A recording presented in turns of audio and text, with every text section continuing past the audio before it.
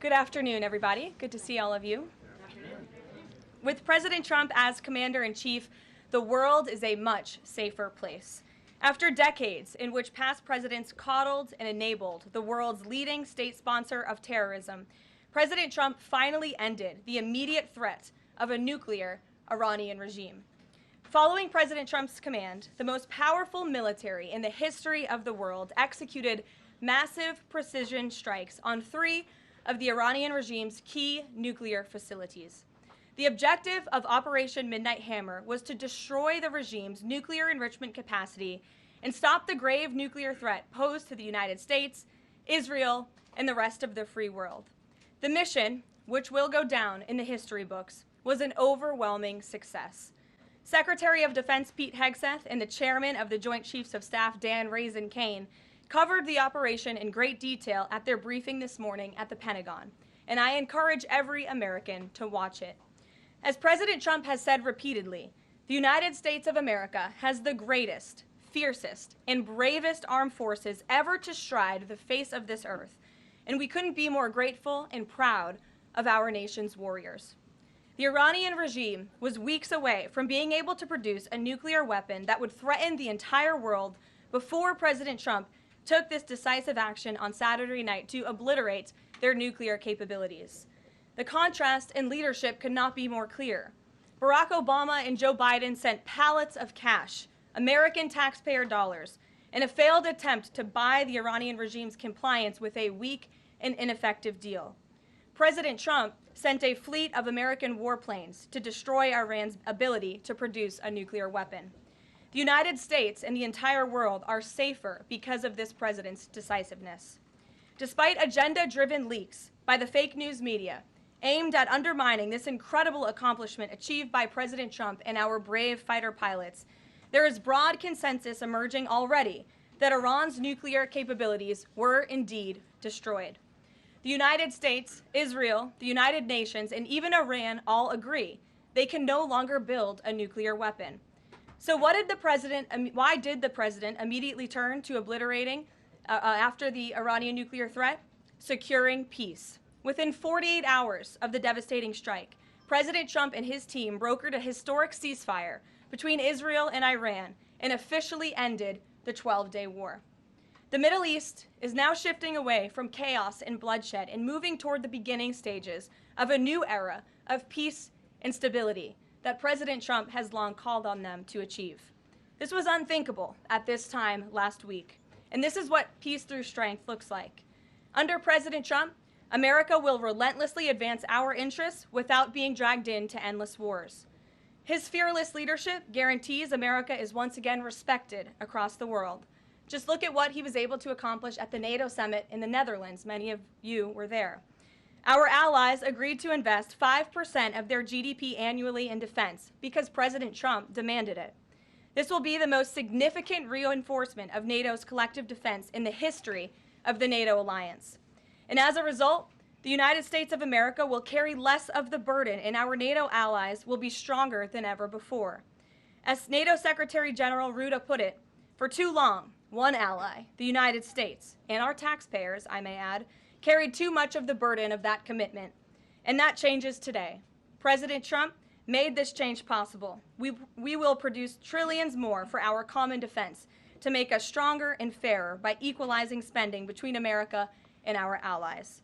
This is the Trump effect. This is what the president meant when he declared that America is back. Now, back here at home, Americans are paying much cheaper prices for gasoline this summer, as both the Wall Street Journal and the New York Times pointed out today. Here's how the Wall Street Journal put it. Hitting the road this summer won't bring as much of a big hit to your wallet. The national average for a gallon of regular gasoline is about 23 cents cheaper than this time last year. Analysts say plentiful supply is expected to keep prices down in the coming months. These are the cheapest gas prices at this point of the summer since 2021. And despite all the doom casting from liberal pundits, oil prices on Tuesday were lower than before the Israel-Iran conflict began. As President Trump continues to unleash American energy, our country will have even more efficient, reliable, and affordable energy to protect our national security and fuel our people. Later this afternoon here at the White House, the president will host a One Big Beautiful event in the East Room to rally Republicans to get the One Big Beautiful bill across the finish line. At that event, he will be joined by everyday Americans from across the country who will massively benefit from the common sense policies and provisions within this bill. This is the largest tax cut for working and middle-class Americans in history, and it's going to put more money into the pockets of hardworking Americans. Families will see an average increase in take-home pay of more than $10,000 per year. Americans earning between $30,000 and $80,000 per year will see a 15% tax cut.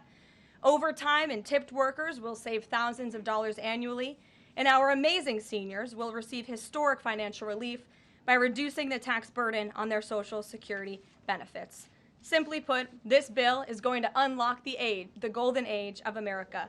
And we look forward to continuing to work with the Senate and the House to see this bill on the president's desk for signature by Independence Day. Here in our new media seat today, we have Colin Anderson with the Washington Free Beacon, who will kick off our question and answer. Colin, go ahead. Thank you, Karoline. We reported yesterday on a briefing from the Israeli defense minister in which he said the U.S. and Israel are working together to monitor any attempts from Iran to rebuild their nuclear program, and also that if Iran was to do so, the U.S. and Israel would work together to once again destroy that nuclear program. Is that aligned with the president's thinking? Look, the president, as I said in those opening remarks, Colin, and thanks for being with us today, views the Middle East on its way to peace and prosperity. And the president used strength on Saturday night. The whole world saw that the United States is indeed the most lethal fighting force in the world with those precision strikes on Saturday evening. But the president wants peace. He always has. And right now we're on a diplomatic path with Iran. The president and his team, namely Special Envoy Witkoff, continue to be in communication with the Iranians and especially our Gulf and Arab partners in the region to come to an agreement with Iran. As for our alliance with the State of Israel and that friendship and that partnership between the United States and the State of Israel, I would argue it has never been stronger. And we see a new era in which perhaps some of these Gulf and Arab states can sign on to the Abraham Accords. That was one of the president's most signature accomplishments in his first term, and he'd like to see more of those countries sign on in this second term. And so we look forward to sustaining a long and durable peace in the region, and the president wants to do that through a diplomatic solution. But as he proved on Saturday night, he's not afraid to use strength if we need to do it. Gabe. Thanks, Karoline. The president mentioned in a Truth Social post that no enriched uranium was moved from Fordow. What about the other two sites, Isfahan and Natanz, and how can the president be so sure that no uranium was moved? Well, what I can assure you is that the United States and our intelligence agencies and Director Ratcliffe and the President's entire national security team were obviously watching these sites very closely in the weeks and the days leading up to the attack on Saturday, which I will add was one of the most secretive and successful operations in United States history. I think many of you in this room would agree with that because none of you in this room knew about the strike on Saturday until it took place. So we were watching closely, and there was no indication to the United States that any of that enriched uranium was moved prior to the strike. From any of the sites? Correct. And then one more thing, Karoline. Next week, the president mentioned that there would be talks with Iran.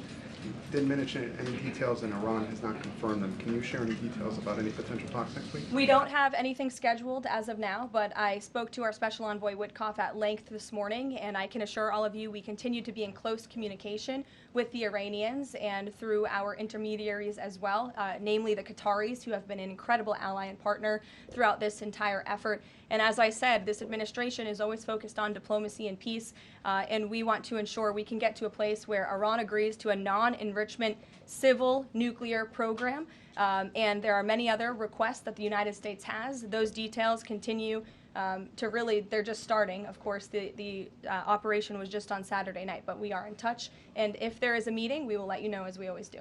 Brian. Thank you, Karoline. There's two. One on trade. On the July deadline that's coming up for the trade deals, is that deadline still hard and fast for the president, or is he now considering even coming to trade deals after that deadline, and where is he on that going forward? I think the president has been asked this quite a few times by many of you in the media. I've heard him answer it at press conferences and at gaggles. He just spoke about it on Air Force One. The deadline is not critical. The president can simply provide these countries with a deal if they refuse to make us one by the deadline, and that means the president can pick a reciprocal tariff rate that he believes is advantageous for the United States and for the American worker, and he will continue to do that. But as for the deals, our United States Trade Ambassador, Jameson Greer, I speak to him frequently. He's working very hard, and he has had very good and productive discussions with many of our key trading partners. And on the One Big Beautiful Bill, there's conversations on the Hill right now about the Medicaid cuts. Yeah, I'm curious if the final bill that the president's been talking about comes to him and it has Medicaid cuts in it, will he sign it, or would he rather just Congress do away with those cuts? I think our friends in both the Senate and the House know exactly where the president stands on Medicaid. He wants to get rid of the waste, fraud, and abuse, and they are working to do that in the Senate right now. Jennifer. Follow up on that, on the big beautiful bill, is there enough time for Congress to work through the issues it needs to work through? I'm saying, does the president need to move back his deadline a little bit? We expect that bill to be on the president's desk for signature by July 4th. I know that there was a ruling by the Senate parliamentarian this morning.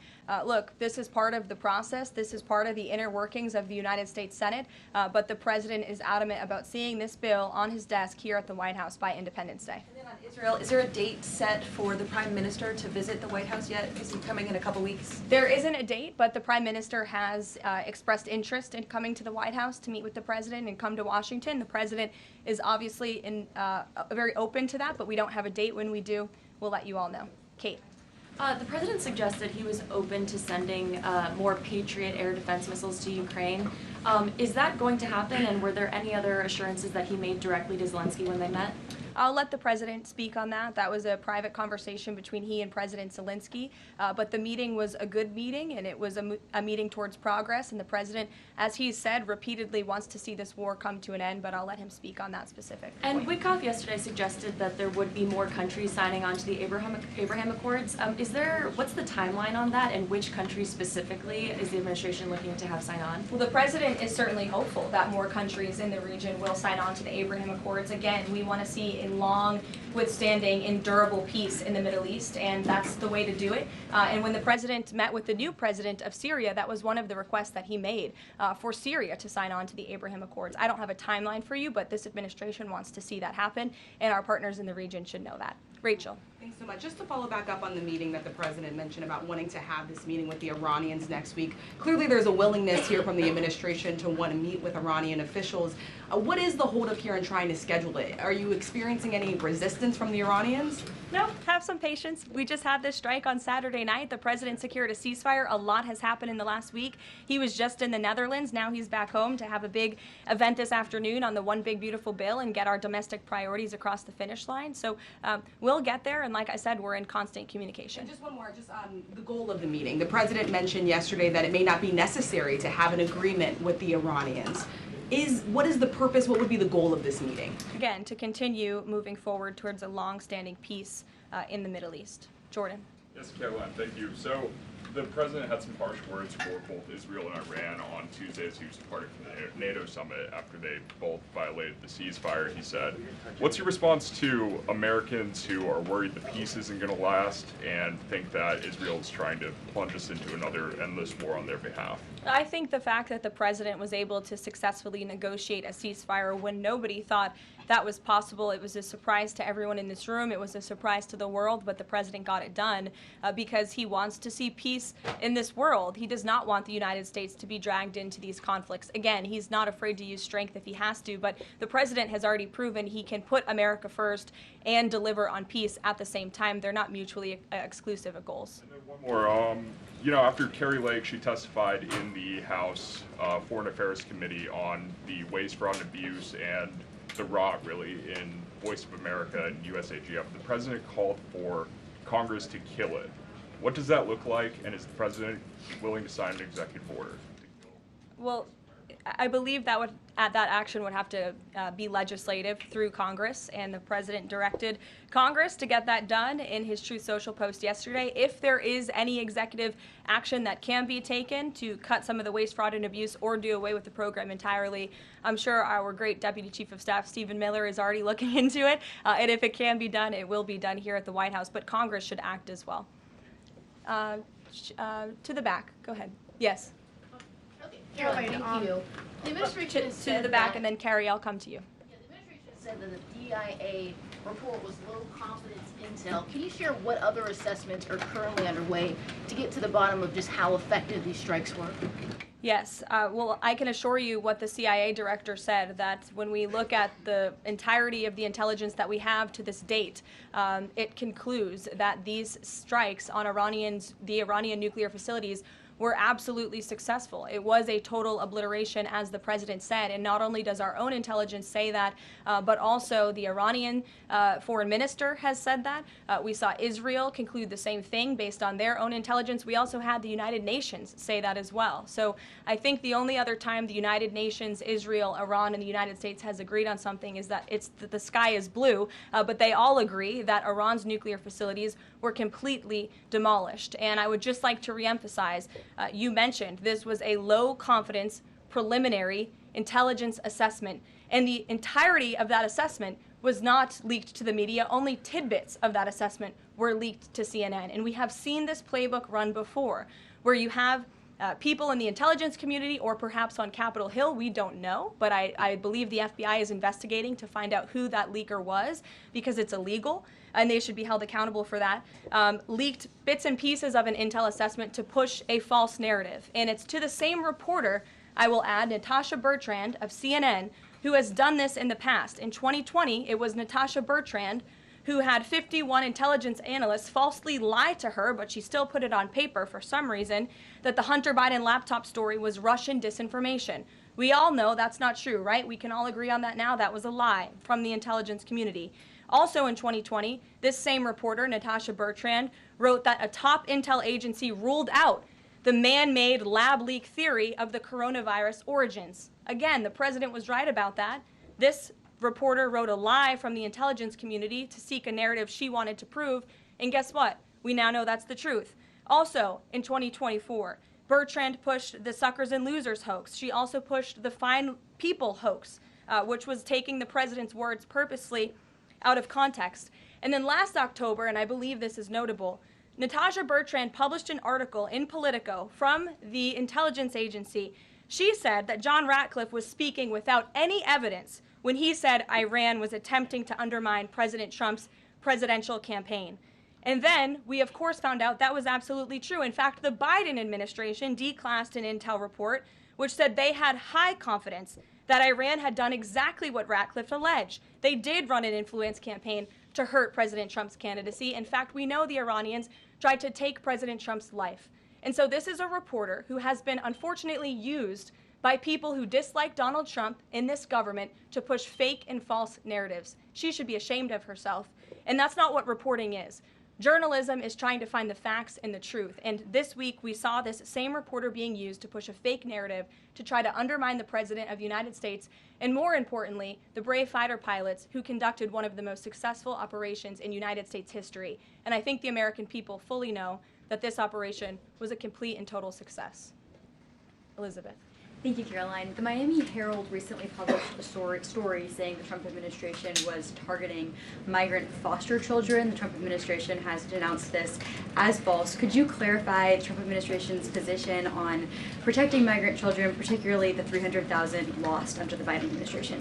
Yes, I saw that Miami Herald article yesterday, and I was aghast at the headline. It's egregious to accuse this administration of trying to target foster children. That is not at all what is happening at the Department of Homeland Security. And I learned that the Department of Homeland Security actually tried to work in good faith with this reporter to get this story right, to explain that this administration is trying to protect foster children. We are trying to keep children out of harm's way, even if that means their parents are not law-abiding citizens. We want to protect children, unlike the previous administration, which allowed children to be trafficked, and raped, and in some cases killed because of the open border policies. Unfortunately, the Miami Herald just completely degraded themselves with this report, despite having a full list of facts from the Department of Homeland Security. It's another example of fake news. And the May border numbers speak for themselves. Not a single illegal alien was allowed into this country because of this administration's border policies in the month of May. That means not a single child was allowed into this country, possibly with human smugglers or human traffickers. And we know that was happening at the rate of thousands and thousands of children every single month in the previous administration for 4 years. And you didn't see any reporting of that from the Miami Herald, but now they're trying to accuse this administration. And we tried to give them the facts, and they refused to report them. So thank you for bringing that report to light. Aisha. Good to see you again. You too. I know you were looking for You're this. usually on the Hill. I know, I'm here today. I know you were looking for this leaker. Is it your belief, I know you said earlier you're not sure if it's on Capitol Hill or at the Pentagon, but is it your belief that it might be in Capitol Hill, and how confident are you that you'll find this leaker? Well, I'm not personally looking for the leaker. The FBI is looking for the leaker, so you'll have to ask them in the Department of Justice in terms of this investigation. But leaking top secret classified intelligence is a crime, and people need to be held accountable for that crime. And then can I just ask you about how you're going to be limiting intel to Congress? What would you say to lawmakers who say they have oversight privileges, they need this information? This administration wants to ensure that classified intelligence is not ending up in irresponsible hands, and that people who have the privilege of viewing this top secret classified information are being responsible with it. And unfortunately, clearly, someone who had their hands on this, and it was a very few people, few number of people in our government who saw this report, that person was irresponsible with it, and we need to get to the bottom of it, and we need to strengthen that process to protect our national security and protect the American public. Mary Margaret, go ahead. Thank you, Karoline. Sure. You just laid out a lot of different stories about disinformation that Natasha, excuse me, that Natasha Bertrand had pushed during her time at Politico and at CNN. Why would any member of the Trump administration leak anything to her? Well, again, as I just said, we're investigating who that leaker was. It could have been someone in the intelligence community, or it could have been someone on Capitol Hill who had access to this document. The FBI is searching for that person. Go ahead. Thanks, Caroline.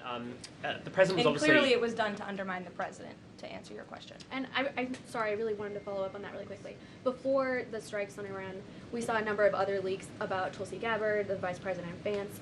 Is there an effort to divide the president's team when it comes to these leaks and which reporters they choose? I do believe there's an effort on the outside of this building to try to divide the president's team on the inside, and sometimes you have to look at these headlines and laugh, because I've been in meetings where I know these things are absolutely not true, and again, we do our best here, I believe, to try to push back and correct the record with all of you, but there is fake reporting. That's just the reality of this country, unfortunately, but I can assure you the president's team is strong, especially the national security team. Everyone is very proud of the president, of our commander-in-chief, and of our military for the successful operation that took place on Saturday night. Thanks, Caroline. The President was obviously very pleased with getting his NATO allies to increase defence spending. He's made the same demands of Asia-Pacific allies of the United States, including Australia, where I'm from.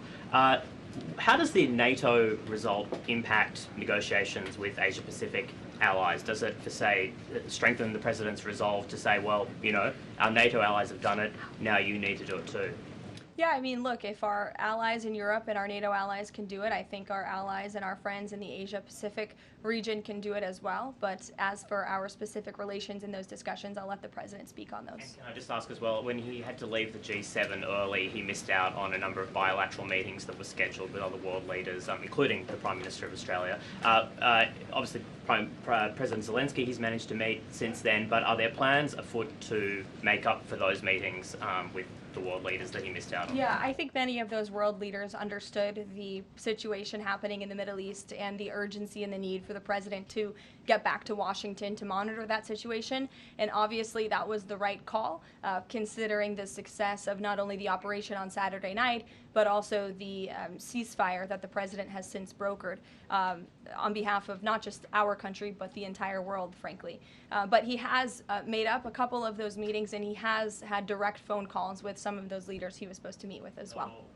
Not all. Ed. Oh yeah, thanks, Karoline. So to clarify on trade, so what happens to the countries other than China on July 9th? That's a decision for the president to make, and I will let him make it. Okay, and secondly, so now that oil is just about upper $60s a barrel, when's the administration going to start refilling the Strategic Petroleum Reserve? That's, again, a decision for the president to make and our Secretary of Energy. There's no imminent plans to do that, from what I understand. But as you have seen with the plummeting of oil prices in this country, it's because this president and our Department of Energy have really tapped into our resources here, and we have an increase of supply, unlike the previous administration that totally hampered our domestic energy efforts, but totally robbed and drained our strategic petroleum reserves. So when the time is right, the president will make that decision. But right now, we are utilizing the resources that God blessed us with right here in our country to produce energy for our people. Yeah, one more if I could. On the One Big Beautiful Bill, does the president believe the parliamentarian of the Senate should be removed? I haven't spoken to him about that, and I'll let him speak on it. However, again, he knows this is part of the process and the inner workings of the Senate, and he wants to see this bill done, and he remains very much engaged in these conversations and in this process with lawmakers in both the Senate and the House side, and the whole White House does as well. In the back, yes, Libby. Thank you, Karoline. Earlier today, the president stated that these photos out of Fordo that were showing nuclear materials being removed, suspected of showing that, were just concrete workers. What intelligence is that based upon? Look, the president shared that statement with all of you, and I already answered the question about whether uranium was moved prior to the strike, and the answer is no. Is there a chance that the DIA report becomes public at any point? I don't think this administration is going to get into the habit of sharing classified, top-secret information. Those classifications exist for a reason, and I wish everyone who had the privilege of looking at these documents would respect that. Daniel? Thank you, Karoline. You've been emphatic that the president's expectations for the One Big Beautiful Bill to hit that July 4th deadline. You had a big meeting on Capitol Hill yesterday with the Republican Study Committee. Did you walk away from that meeting pleased with what you heard? Did it bolster your confidence that Congress is able to meet that the expectation of the president? Yes, I did. The camaraderie at the Republican Study Committee was great. Members, expressed, their feelings about the bill, but as we saw, the bill passed through the House, despite many people believing it could not. So the House is ready to receive this bill back from the Senate so they can pass it and bring it to the president's desk. So it was a great meeting, and Republicans are very unified. And we also talked about the mayoral race in New York City and how the victory of the Democratic primary candidate really shows how far left and unhinged the Democrat Party has become. And Republicans truly are on the right side of every issue in this country.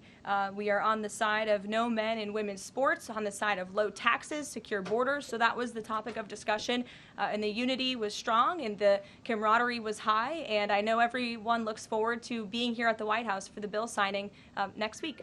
Sure. Thanks, Karoline. The Supreme Court ruled this morning that South Carolina is allowed to deem Planned Parenthood as not a qualified healthcare provider, and that will block it from receiving Medicaid funds. Does the White House have a statement on that ruling, and would the president support a standalone bill from Congress to defund Planned Parenthood at a federal level rather than letting each state determine it? I'll let the president speak on that legislative priority, but as for the Supreme Court ruling, the president has always maintained that Americans should not be forced to violate their conscience and their religious liberty by having their tax dollars fund abortions, and we're glad the Supreme Court ruled on that side today, or yesterday. Then on Iran, but on a domestic matter, in January, President Trump revoked security details for several former administrations, including Mike Pompeo, Mark Milley, and John Bolton. Given the heightened tensions with Iran right now, is he considering restoring those security details? That's not under consideration right now. Fran. If I could follow up on trade, and then I have a question about the bill as well. Are you saying at this point that there's no plans to extend that July 8th and July 9th deadline? I mean, especially with everything that's been going on from Iran to the tax bill on Capitol Hill, is that under consideration at all at this point? Perhaps it could be extended, but that's a decision for the president to make. And as far as the bill itself goes, since the president has been back, what has he been doing beyond the event that he's having later today to try and get wobbly senators on board? Is he making phone calls, twisting arms? Is he having some people over to the White House? Can you tell us more about that effort? There have been meetings at the White House this week. I saw some senators rolling out of the Oval Office the other day, and the president remains on the phones talking to his friends in the Senate when necessary, and when they call, he picks up the phone. And I think that's why they greatly trust and respect his leadership. And we're having that big event later this afternoon at 4 o'clock. I would encourage you all to tune in. We're going to have some great everyday Americans who are in attendance. We'll have some tipped delivery drivers. I think we're going to have a barber from the great state of Arkansas here in attendance.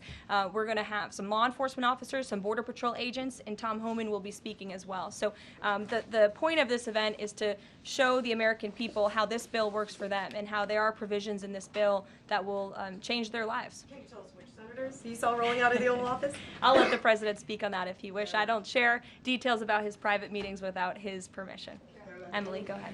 Today, the Justice Department announced it was opening an investigation into employment discrimination at the University of California, alleging they had race and sex-based quotas.